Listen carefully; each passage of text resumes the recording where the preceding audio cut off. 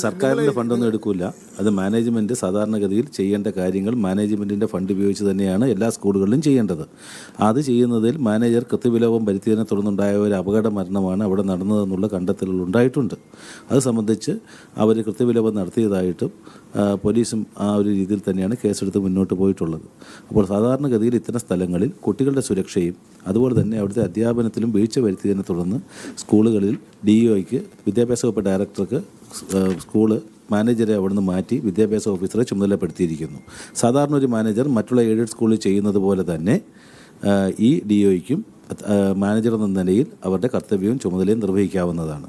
അപ്പോൾ ഇതിനെ തുടർന്ന് നൽകിയിട്ടുള്ള ഇപ്പോൾ പുതുതായിട്ട് നൽകിയിട്ടുള്ള നിർദ്ദേശങ്ങളടക്കം അവരവിടെ ചെയ്തതിന് ശേഷം നമുക്ക് വിവിധ ഡിപ്പാർട്ട്മെൻറ്റുകളുടെ സംയുക്ത ഓഡിറ്റ് അവിടെ നടത്തി ഈ കാര്യങ്ങളെല്ലാം കൃത്യമാണെന്ന് ബോധ്യപ്പെടുന്ന പക്ഷം നമുക്ക് ആ സമയത്ത് ഉക്തമായ തീരുമാനം വിദ്യാഭ്യാസ വകുപ്പ് ഏറ്റെടുക്കും.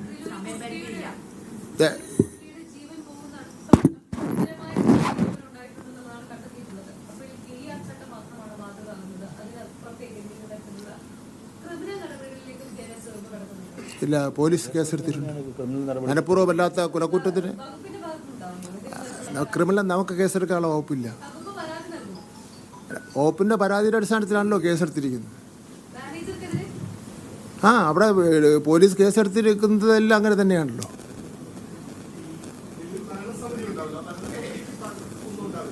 ഇല്ല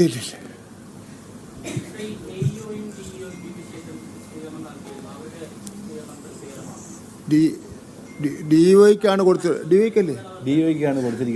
DEO ഇന്ന് തരും, ഇന്ന് അല്ലെങ്കിൽ നാളെ തരും. ബാക്കിയുള്ള നടപടി സ്വീകരിക്കും.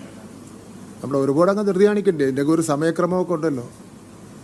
സമയക്രമവും ചില നടപടിക്രമങ്ങളൊക്കെ ഉണ്ടല്ലോ. നമ്മളതിൽ നിന്ന് ഒരു വിട്ടുവീഴ്ച കാണിക്കുകയോ അല്ലെങ്കിൽ പിന്നെ ആരെങ്കിലും സഹായിക്കാൻ നിൽക്കുകയോ അല്ലെങ്കിൽ ചില മാധ്യമങ്ങൾ പറഞ്ഞതുപോലെ ഇത് ഗവൺമെൻറ്റിൻ്റെ താല്പര്യമുള്ള സ്കൂളെന്നോ അല്ലെങ്കിൽ LDFിന് താല്പര്യമുള്ള സ്കൂളെന്നോ ഒന്നും ഒരു നിലപാടൊന്നും എടുക്കുന്നില്ല. തുടക്കം മുതൽ ഇപ്പോൾ ഇവിടെ പ്രഖ്യാപിച്ച സമയം വരെ നമ്മൾ ന്യായമായും സത്യസന്ധമായും നിയമത്തിലുണ്ട് എന്നുള്ള കാര്യങ്ങൾ ചെയ്യുന്നുണ്ട്. പിന്നെ നമ്മുടെ ഓരോരുത്തരുടെയും മനസ്സിരിക്കുന്ന കാര്യങ്ങൾ നമുക്ക് ചെയ്യാൻ വേണ്ടി വിഷമമായിരിക്കും.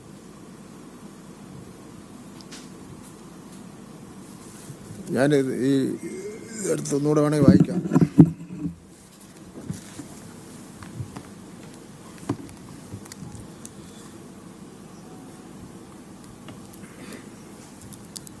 നമ്മളിതിൽ വിദ്യാലയങ്ങളുടെ മാനേജ്മെൻറ്റ് ഏറ്റെടുക്കൽ എന്ന് പറഞ്ഞൊരു ഭാഗം തന്നെ ഉണ്ട്. അതാ ഞാൻ കോട്ട് ചെയ്തിട്ടുണ്ട് ഇതിൽ പറയാം.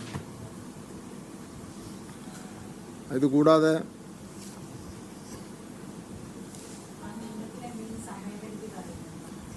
സമയപരിധി ഇല്ല.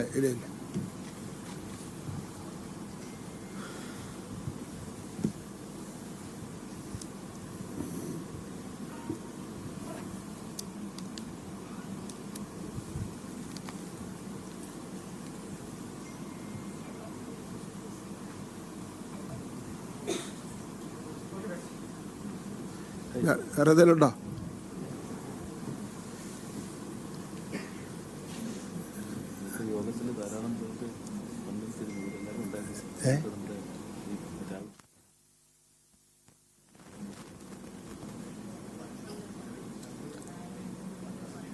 നമ്മുടെ മറ്റേ ആ കുട്ടികളെ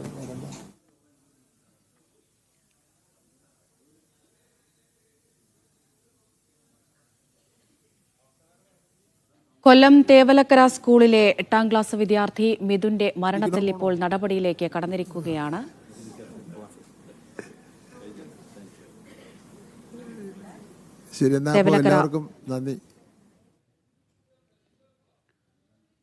തേവലക്കര സ്കൂൾ മാനേജ്മെന്റ് കമ്മിറ്റി പിരിച്ചുവിട്ടു എന്നാണ് വിദ്യാഭ്യാസ മന്ത്രി പറയുന്നത്. മാനേജർക്കെതിരെ നടപടി ഉണ്ടാകും. KRE പ്രകാരം മാനേജർ നടപടിക്ക് അർഹനാണ്. അദ്ദേഹം നൽകിയിരിക്കുന്ന വിശദീകരണം അത് തൃപ്തമല്ല എന്ന് അദ്ദേഹം ചൂണ്ടിക്കാട്ടുന്നുണ്ട്. ഗുരുതരമായ വീഴ്ച തന്നെയാണ് ഈ ഒരു വിഷയത്തിൽ സ്കൂളിൽ നിന്ന് മാനേജ്മെന്റിന്റെ ഭാഗത്ത് നിന്ന് ഉണ്ടായത്. അതുകൊണ്ട് തന്നെ നടപടിയിലേക്ക് കടക്കുന്നു എന്നാണ് വിദ്യാഭ്യാസ മന്ത്രി ഇപ്പോൾ അറിയിച്ചിരിക്കുന്നത്. സ്കൂൾ സുരക്ഷ ഉറപ്പാക്കുന്നതിൽ മാനേജ്മെന്റിനും പ്രധാന അധ്യാപികയ്ക്കും ഗുരുതരമായ വീഴ്ചയുണ്ടായിട്ടുണ്ട്. പ്രധാന അധ്യാപികയ്ക്ക് എതിരെ നേരത്തെ തന്നെ നടപടി വന്നതുമാണ്. ഇപ്പോൾ മാനേജറുടെ ഭാഗത്ത് നിന്ന് ഗുരുതരമായ കൃത്യവിലോപം ഉണ്ടായി എന്നുള്ള കണ്ടെത്തലിനെ തുടർന്നാണ് മാനേജറെ പുറത്താക്കാനുള്ള ഒരു നീക്കത്തിലേക്ക് ഇപ്പോൾ വിദ്യാഭ്യാസ വകുപ്പ് കടന്നിരിക്കുന്നത്.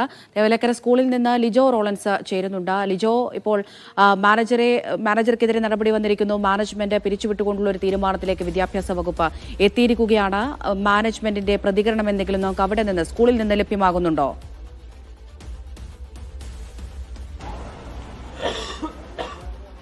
അമൃത, തേവലക്കര ബോയ്സ് ഹൈസ്കൂൾ 1917 സ്ഥാപിതമായതാണ്. അതിനുശേഷം 4 പഞ്ചായത്തുകളെ ചേർത്തുകൊണ്ട് ഒരു മാനേജ്മെന്റ് കമ്മിറ്റി രൂപീകരിക്കുകയും ആളുകൾ വോട്ടെടുത്ത് തിരഞ്ഞെടുപ്പിലൂടെ ആ മാനേജിംഗ് കമ്മിറ്റി തിരഞ്ഞെടുക്കുന്ന ഒരു പ്രക്രിയയിലൂടെയാണ് കടന്നുപോയിക്കൊണ്ടിരുന്നത്.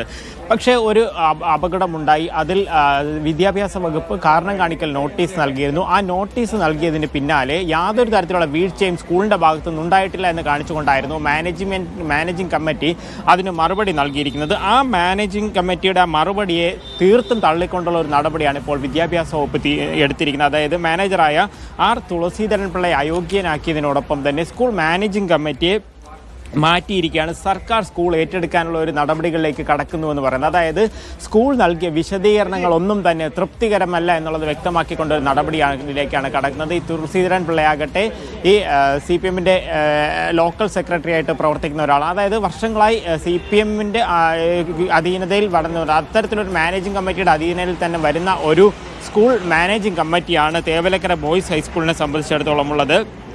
എന്തായാലും കെയറി ആക്ട് പ്രകാരം മാനേജർ നടപടിക്ക് അർഹനാണെന്ന് കണ്ടെത്തിയിട്ടുണ്ട്. മാത്രമല്ല മറ്റൊരു പ്രധാനപ്പെട്ട കാര്യമെന്ന് പറയുന്നത് സ്കൂളിൻ്റെ സുരക്ഷ ഉറപ്പാക്കുന്നതിൽ വീഴ്ച വരുത്തിയിട്ടുണ്ട്. പ്രാഥമികമായി തന്നെ വീഴ്ച വരുത്തിയിട്ടുണ്ടെന്നുള്ള ഒരു കണ്ടെത്തലും നടത്തിയിട്ടുണ്ട്. അതായത് സ്കൂളിൽ അനുവാദം വാങ്ങാതെ ഒരു നിർമ്മാണ പ്രവർത്തനം നടത്തി അതിൻ്റെ മുകളിലൂടെ ഇത്തരത്തിൽ വൈദ്യുതി കമ്പി പോകുന്നുണ്ടായിരുന്നു. അതാണ് ഇത്തരത്തിലൊരു അപകടത്തിന് കാരണമായത്. മാത്രമല്ല ചില ക്ലാസ് മുറികളൊക്കെ തന്നെ കുട്ടികളെ ഇരുത്തി പഠിപ്പിക്കുന്നതിന് കൃത്യമായി യോഗ്യമല്ലായിരുന്നു. ഉപകരണങ്ങളാകട്ടെ അത്തരത്തിലുള്ള വിഷയങ്ങളൊക്കെ ഉണ്ടായിരുന്നു. ഇത് മാനേജിംഗ് കമ്മിറ്റി കൃത്യമായി എല്ലാ വർഷവും അസസ് ചെയ്യേണ്ടുന്ന ഒരു കാര്യമാണ്. പക്ഷേ അത്തരത്തിലൊരു അസസ്മെന്റ് ഇവിടെ ഉണ്ടായിട്ടില്ല എന്നുള്ളതാണ് വിദ്യാഭ്യാസ വകുപ്പിന്റെ ഒരു കണ്ടെത്തലായി വന്നിരിക്കുന്നത്. മറ്റൊരു കാര്യം കൂടെ പറഞ്ഞിരിക്കുന്നത്, ഈ ഉത്തരവിറക്കിയത് മാത്രമല്ല മാനേജ്മെന്റിന് ഒരു ഫണ്ടുണ്ട്. അതായത് വർഷാവർഷം ഈ എയ്ഡഡ് സ്കൂളുകളിലാകുമ്പോൾ അഡ്മിഷനും മറ്റു കാര്യങ്ങളൊക്കെ ആയി വരുന്ന ഒരു ഫണ്ടുണ്ട്. അത് ഉപയോഗിച്ചുകൊണ്ടായിരിക്കും തുടർ പ്രവർത്തനങ്ങളിലേക്ക് പോവുക എന്നൊരു കാര്യം വിദ്യാഭ്യാസ മന്ത്രി അറിയിച്ചിട്ടുണ്ട്.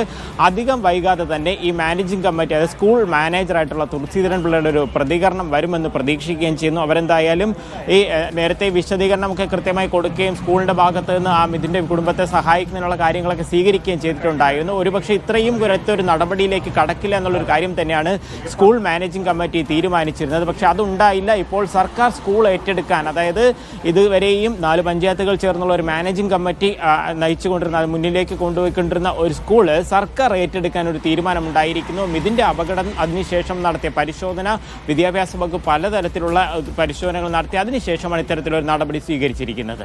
ശരി, ലിജോ തുടരൂ. ലിജോയിലേക്ക് മടങ്ങിയെത്താം. മാനേജ്മെന്റ് പ്രതികരണമൊക്കെ വരും മണിക്കൂറുകളിൽ നമുക്ക് ലഭ്യമാകുമെന്ന് തന്നെയാണ് കരുതുന്നത്. ഏതായാലും മാനേജ്മെന്റ് പിരിച്ചുവിട്ടുകൊണ്ടുള്ള ഒരു നീക്കത്തിലേക്ക്, ഒരു തീരുമാനത്തിലേക്ക് വിദ്യാഭ്യാസ വകുപ്പ് കടന്നിരിക്കുന്നു.